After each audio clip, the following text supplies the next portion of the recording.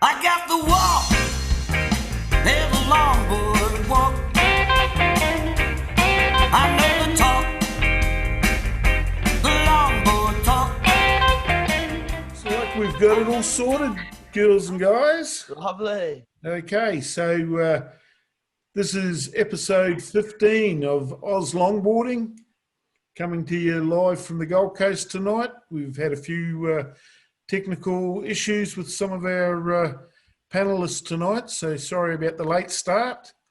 But hey, we've got a great show lined up for you over the next hour or so, and we'll get straight into it. So let's start down in Victoria with the young gun, Nathan RIVALLAND. What's been happening down your way tonight or this week? Hey guys, yeah, the waves, we just had the biggest storm come through. It actually just put a hole through my grandmother's window. So Mum and a few of the family members have just whipped over there to go and check it out. But yeah, we had this big storm, just like, lasted maybe half an hour and it's absolutely wreaked havoc. But yeah, the waves have been okay this week. It's been a little bit on and off, onshore and offshore, but some good weather's coming in over the next few days and it's going to be primo. So I'm looking forward to it. All right, sounds as though Victoria is almost the place you want to be. Almost. Okay, so we'll go all the way now up to Noosa to KIRRA, and how's it been up there this week, KIRRA? It's been clean and offshore, but it's pretty much been like a lake most days. So probably about half a foot. Noosa's definitely been dead flat. So open beaches, couple of little longboard waves, but hopefully a little increase in swell, fingers crossed, because it's going southeast, so then the opens will be blown out. But yeah, fingers crossed we get some swell like New South Wales has. Okay. We're missing at this stage Matty and Jack, so we'll go straight to, and Weeksy. They're all tied up or can't get connections. So, yeah, here on the Gold Coast, we've had, a few conflicting swells would be the best description. If you've been over the border, been great waves, northern New South Wales. Banks are all there with all that sand. On the points, Snapper had a couple of days where they wasn't too bad at all. But at KIRRA, it's been fairly small and been a little bit of a worry with waves this weekend required for the KIRRA Longboard Classic. Looks as though it's only going to be in the 2-foot range, but it's going to be offshore all weekend, and we're looking forward to having a great contest. Epic. Tonight, we've got a special guest all the way from the Gold Coast when he's not travelling around Australia and the world. Unfortunately, like the rest of us, he's pretty much restricted to where he can go nowadays. But we've got a young surfer come musician, Alby Pitman. For a lot of you that went to Noosa this year, you would have seen Alby. He did everything from helping set up the arena each day, going surfing, worked the cameras for a while. And in the afternoons, he entertained us with his own brand of music. Some of it was songs he'd written himself. Others, he did some covers. And, it was fairly inspiring. So we welcome Alby to the show tonight. And I don't know, you might start off with a couple of little intros from you, mate. Yeah, bloody hell. G'day. Here from Currumbin. It's been fun.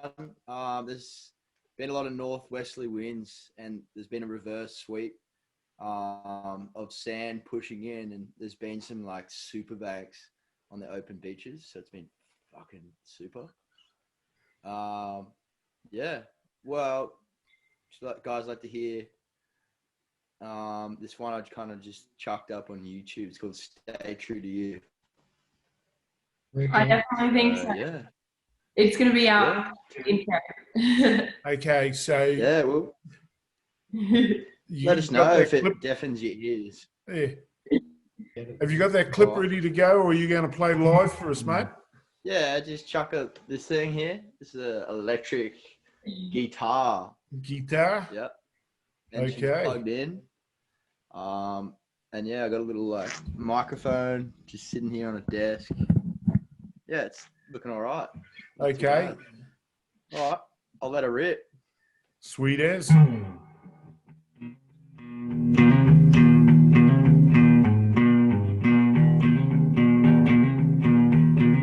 Oh, days like these fly by with ease, wave after wave after wave after wave. It ain't all the same, you see. It seems like a daydream.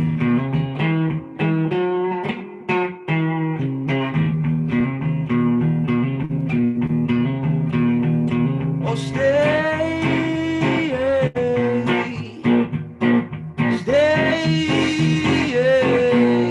stay true to you.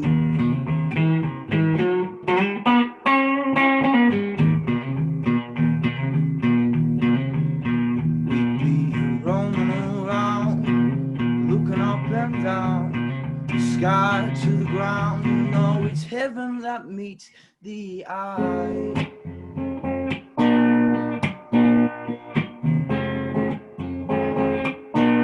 Oh, dreamy as can be.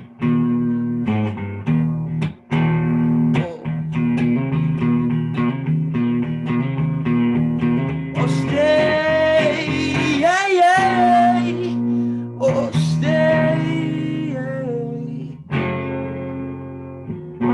stay true to you.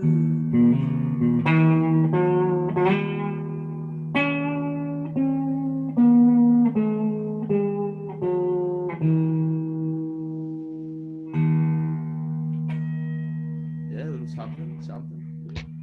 Dude, that was sick. Audience. Okay. That was great, mate. So, Cheers, brothers. How long have you been playing guitar for? Since I was about like 12. Rest in peace. The guy that did teach me, his name was Conrad Pizol. He's dead now. Yeah, but yeah, long live. Awesome. Much respect. How'd you first get into You guys music? play any mate? music? What was that? Oh, do you guys play any music? I certainly don't. I'm absolutely terrible on the on any musical instrument. I play the keys, Oh. but on the DL. How about you, Right on. Sean? mate, hey, when I went to school and we did music at school, they used to get me and say, you can go out and mow the lawns. I reckon I could see you as a saxophone kind of guy. Oh, Like- And I have tried to play the ukulele, belong to the Coolangatta Ukulele Club, went every Tuesday night for 2 years, and at the end of 2 years, I hadn't learnt a thing. So, but hey, I enjoyed it.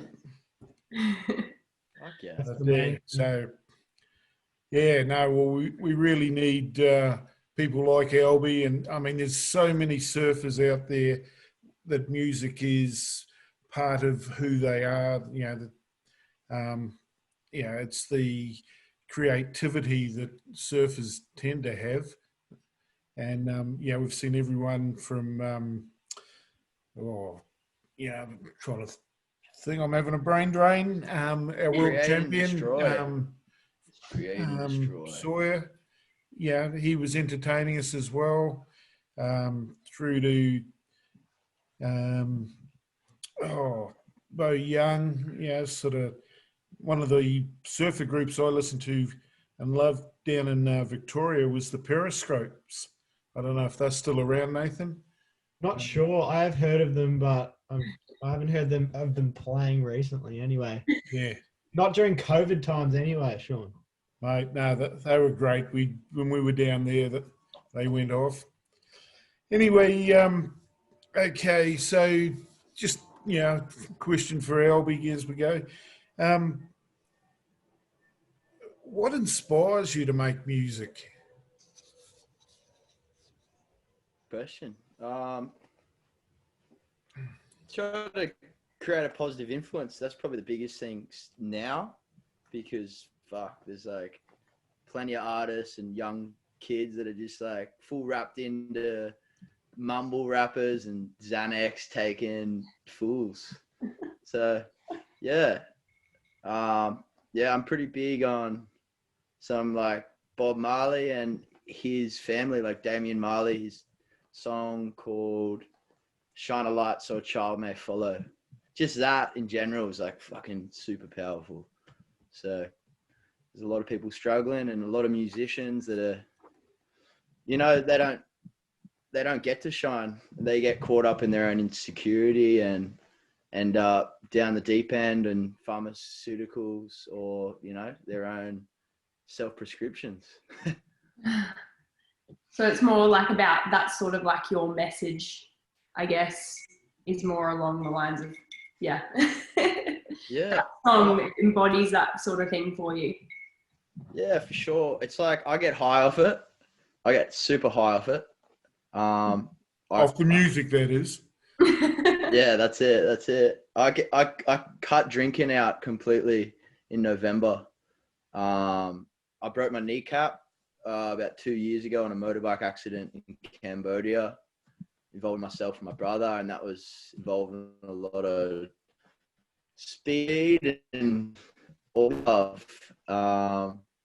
And yeah, after that, music definitely took a stronghold, and I learned to just trust my instincts, stick to that, and don't listen to too many doctors. Yeah. Wow. Yeah. So tell us a bit about the injury, mate. Because we got a little bio on you that Sean sent us, and it goes into a little bit about how you had your accident. But yeah, did you want to go into that a little bit and tell us? Yeah, like, sure. Yeah, what sort of happened, and then how you sort of managed to deal with it, I guess, because it sounds like it was pretty gruesome. Yeah. I was just put in the deep end, really. I had all my surgery in Cambodia. About a year afterwards, which was something to mention, I got carried through the hospital. They inject ketamine in your spine, your coccyx, so your whole body's completely nerve, it's deterred for so long. And yeah, they carried me through a construction site up these steps in my little hospital bed, and they've sold half the hospital to a casino in Cambodia, as China is like dominating. And I was like having a laugh at the time because after what happened, I was just happy to be there and like still living. Everyone sort of smiles and happiness around you. So yeah, it's different vibe. Though kind of it all came from being lost, you know, like a lot of travelers are. They go over there solo, and fortunately my brother, he lives over there, he's got a backpackers. And we partied one night and several nights. And we were on our way back to the backpackers. I was on the back of a bike and my brother was driving. And I had full clear vision of that part beforehand. I had no real, I didn't have much memory except just snorting a couple lines and whatnot. And yeah, that led to us coming off. My brother rolled to the side, but we fell onto the right-hand side. I was still holding onto the motorbike, and the motorbike fell all its weight down, and the first point of contact was my kneecap. So that just like split in half, just like, and yeah. So heavy. Yeah, it was all, you know. So we jumped in like a private taxi, just like, you know, there's no licenses or anything over there. It's just people trading. It's very like primitive and it's simple. It works. So yeah, we paid this guy to hire his van, and a lot of the crew came with at 1 a.m. in the morning to the hospital. And also my brother's Cambodian business partner that he was Khmer and he could help with translations. So yeah, I just had my foot up like in the middle where you pull the door across, just like the boys were just rolling me big blunts of just ganja and just staying high the whole time until I got there and trying to keep my mind off it. What was that?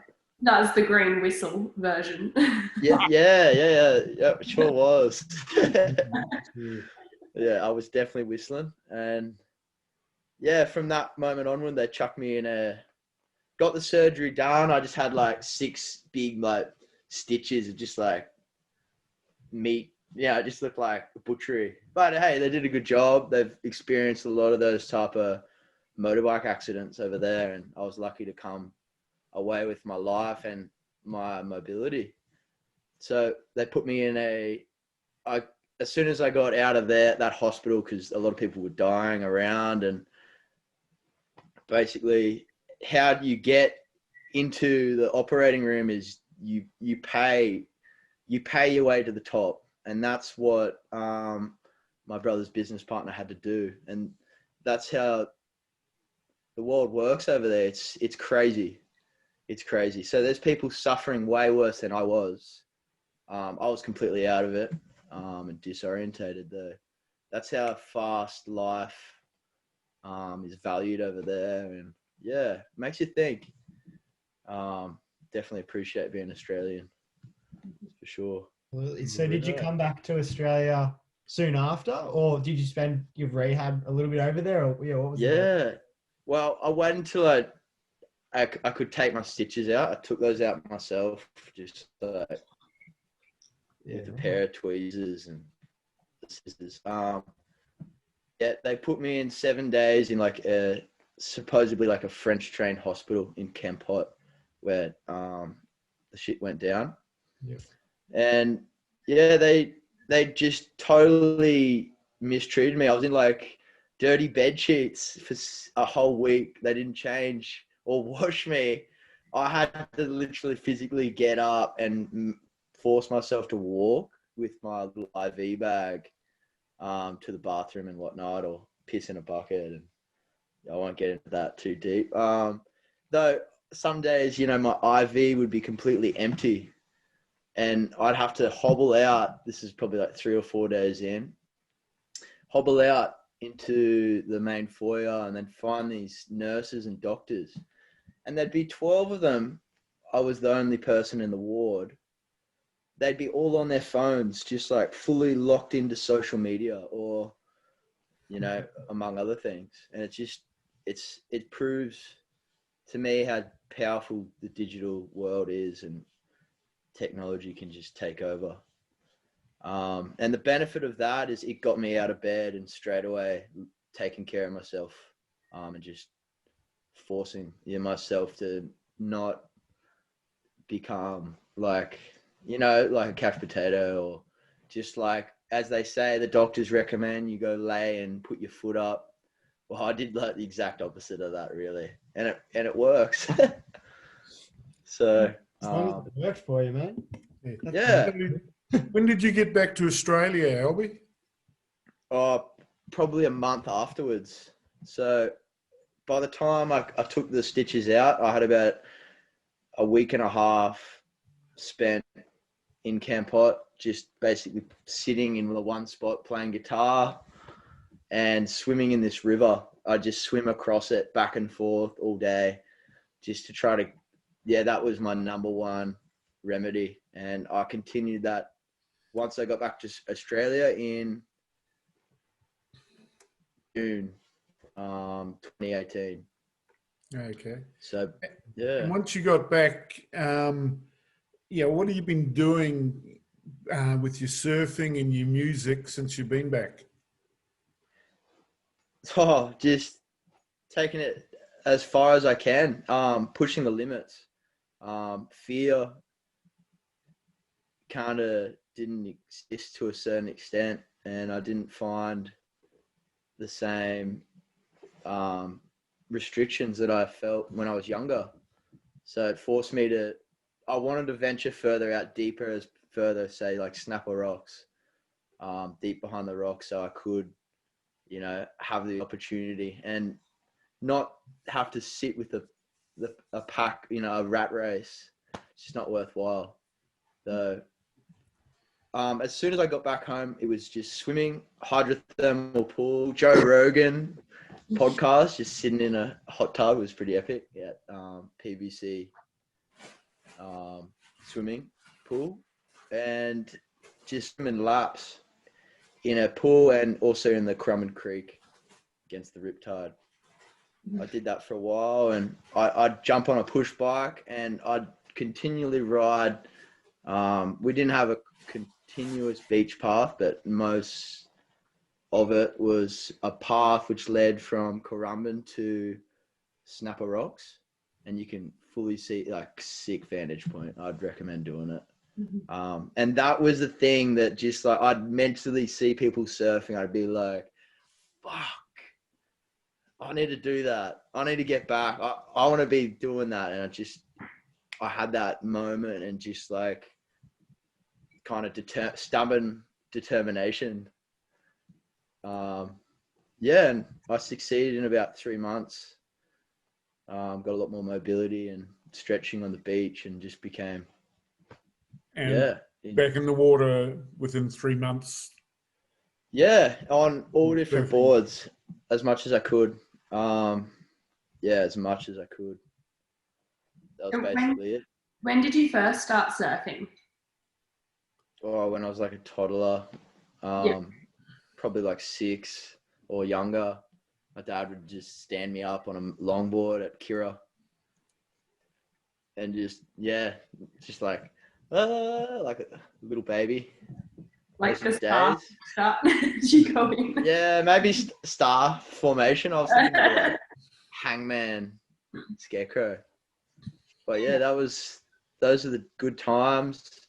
My dad was, you know, a bit of a workaholic, so I never spent much time with him in the water and had not much leadership. I kind of just went out by myself once I started growing up, and just enjoyed sitting out there isolated.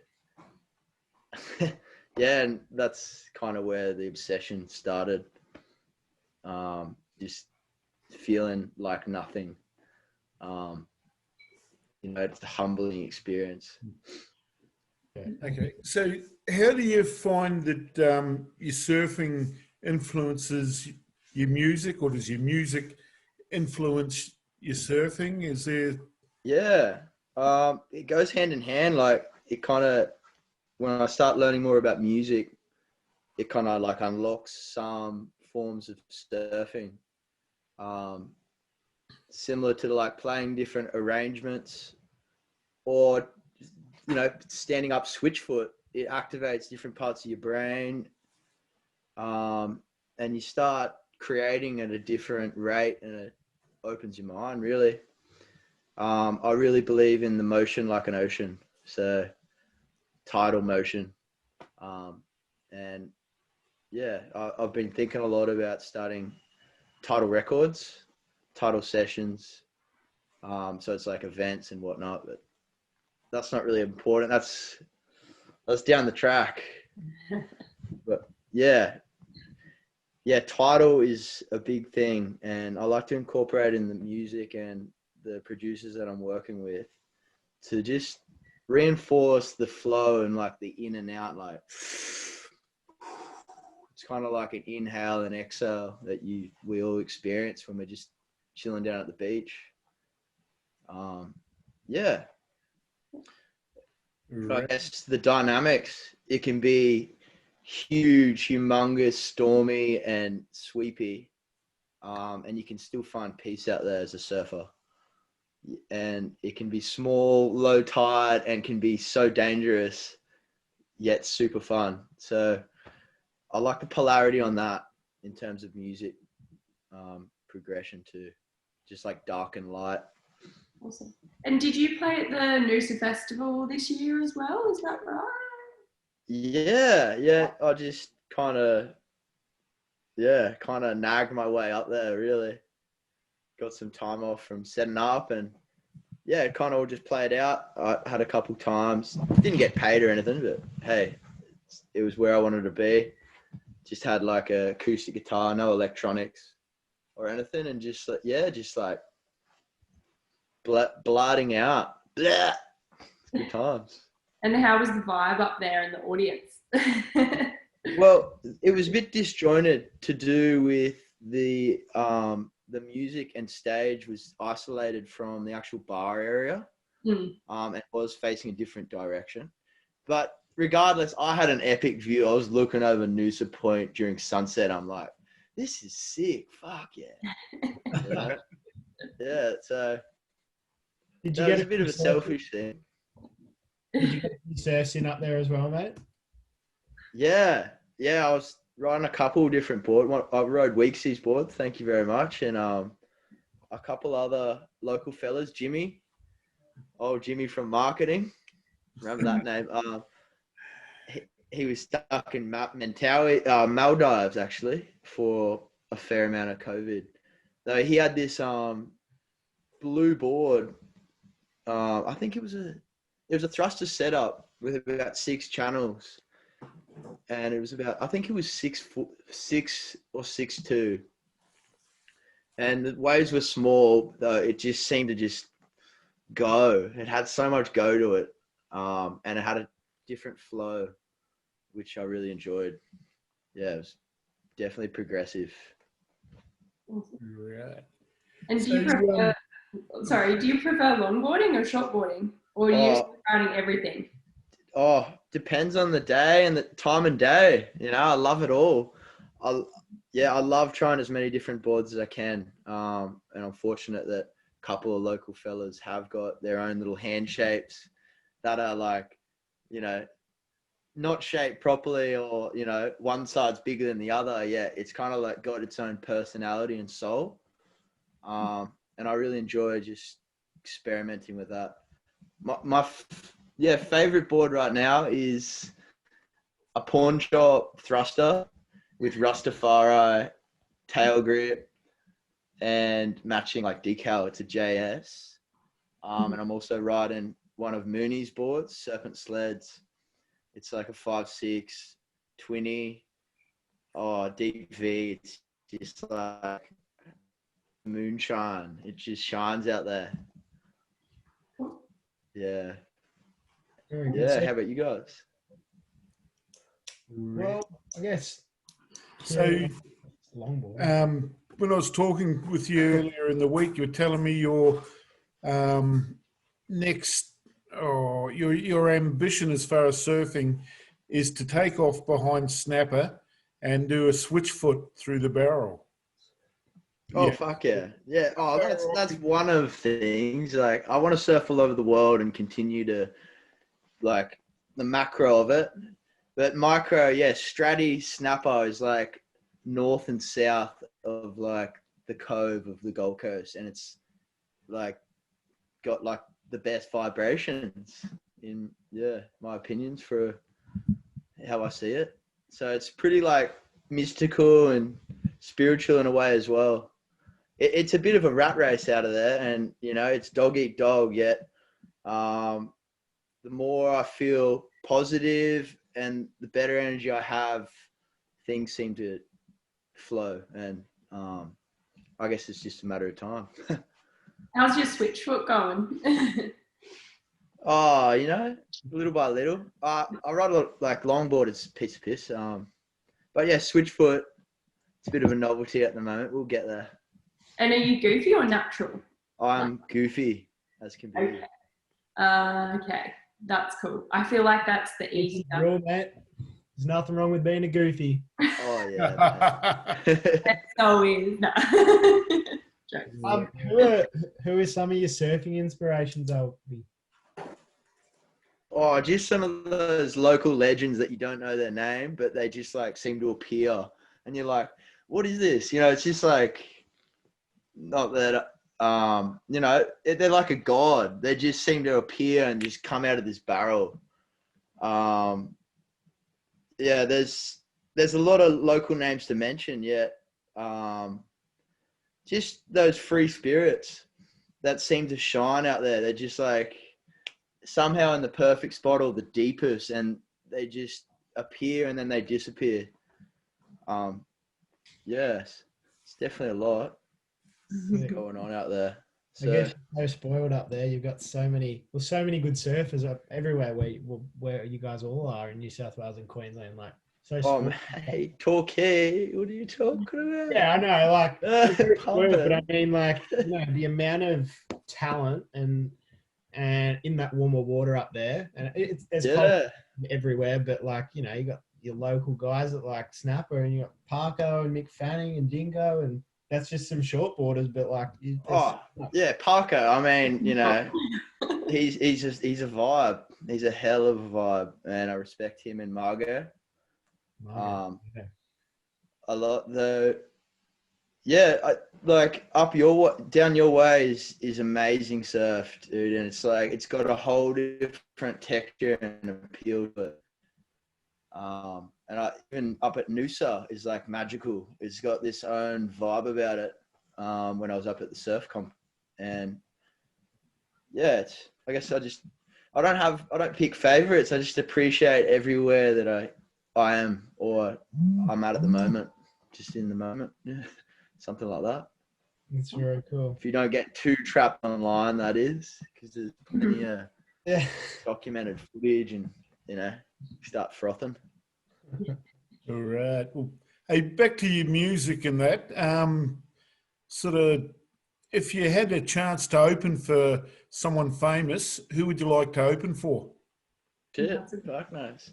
Oh, probably Aussie, probably like maybe, I don't know, Pete Murray I want to meet, Teskey Brothers. That's on the list. I actually wrote that down recently. So yeah.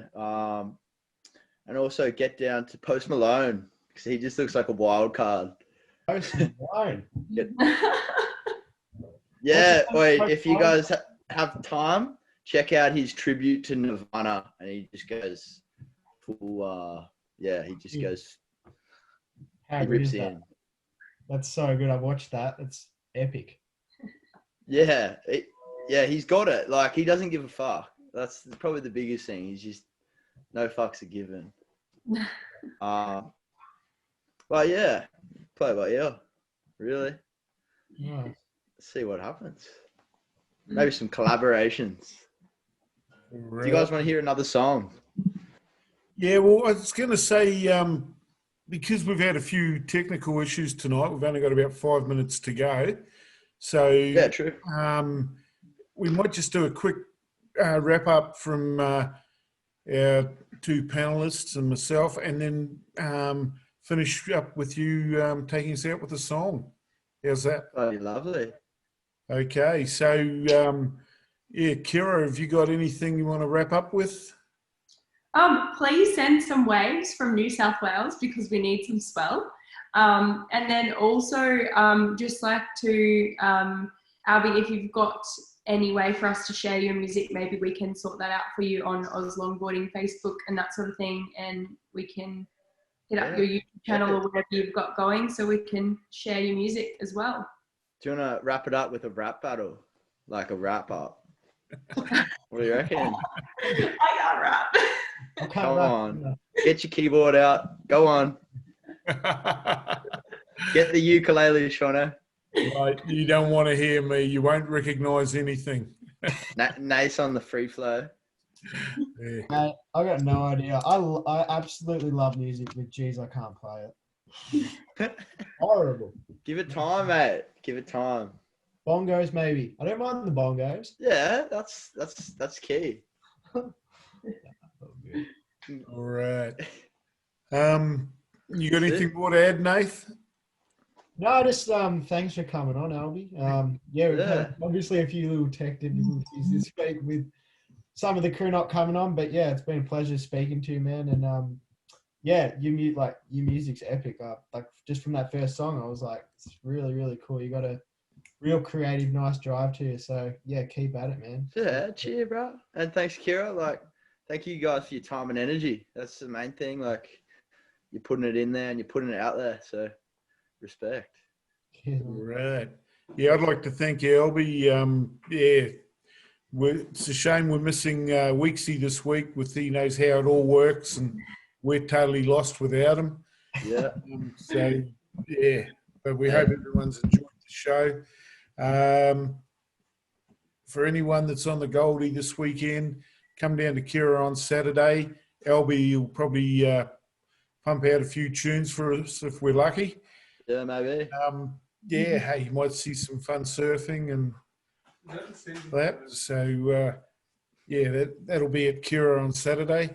But, yeah, we've got about 2 minutes to go, Alby. So if you can take us out with a track, we'd Take really you out appreciate swaying. Too easy. Yeah, sure. All right. This one's called Post-Traumatic Romance. Oh, there's Matt. G'day, Matt.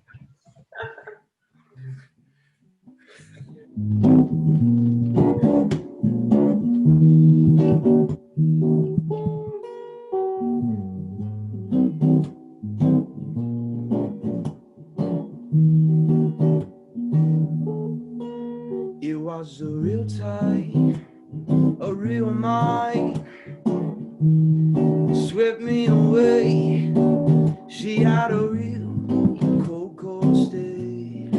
Every time that I walked away, oh, that I know could not get.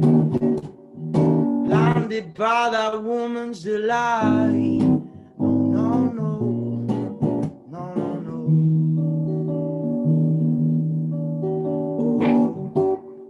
Damn, I know we will relive our night. Damn, I know we will relive our night. Our night, yeah, yeah, yeah, yeah, yeah, yeah, yeah.